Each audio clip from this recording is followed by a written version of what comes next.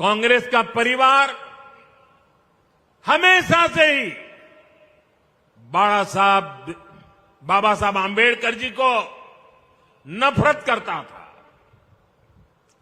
आरक्षण का घोर विरोध करता रहा है। इस परिवार ने हमेशा दलितों, ओबीसी, आदिवासियों को अपमानित किया है।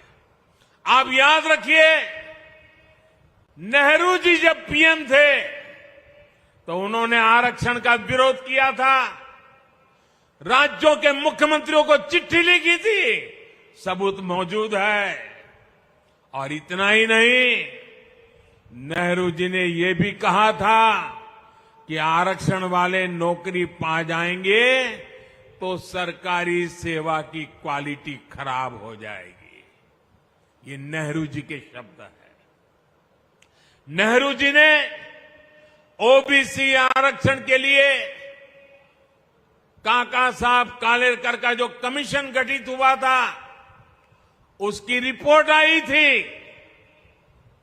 ओबीसी समाज का भाग्य बदलने वाली रिपोर्ट थी, लेकिन पंडित नेहरू ने उसको भी ठंडे बस्ते में डाल दिया। नेहरू जी के बाद जब इंदिरा जी आई तो उन्होंने भी ओबीसी आरक्षण पर रोक लगाकर रखी। जब देश ने उनको सजा दी, जनता पार्टी की सरकार बनी मोरारजी भाई के नेतृत्व में, तब मंडल आयोग बना। लेकिन फिर कांग्रेस आ गई और मंडल कमीशन की रिपोर्ट ठंडे बस्ते में डाल दी गई। इसके बाद राजीव जी ने भी अपनी सरकार में ओबीसी को आरक्षण नहीं मिलने दिया। जब केंद्र में भाजपा के समर्थन से अटल जी की सरकार बनी, तब मंडल आयोग की रिपोर्ट लागू हुई। वीपी सिंह की सरकार बनी, अटल जी के जनसंघ ने, भाजपा ने समर्थन किया था उस समय, और तब जाकर के ओबीसी समाज को आरक्षण मिला जब भाजपा का समर्थन था। और आप ये भी याद रखिए, राजीव गांधी ने नेता विपक्ष के रूप में भी, ऑपोजिशन लीडर के नाते पार्लियामेंट में उनका भाषण है, उन्होंने आरक्षण का पुरजोश विरोध किया था। उन्होंने एक इंटरव्यू में,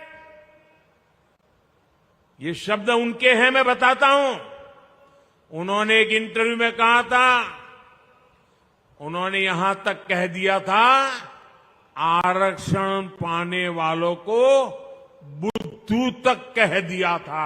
ये राजीव जी ने।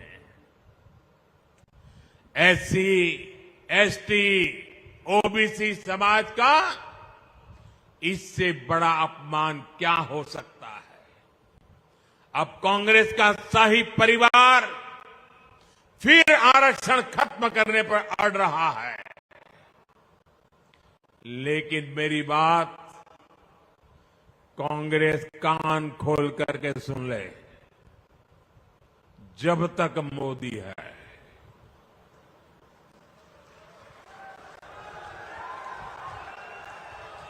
जब तक मोदी है, तब तक बाबा साहब आंबेडकर के दिए आरक्षण में से रत्ती भर भी लूट नहीं करने दूंगा, हटाने नहीं देने दूंगा। एससी, एसटी, ओबीसी का आरक्षण रहेगा, ये मोदी की भी गारंटी है और भविष्य में उसके लिए लड़ाई लड़ने की भी गारंटी है।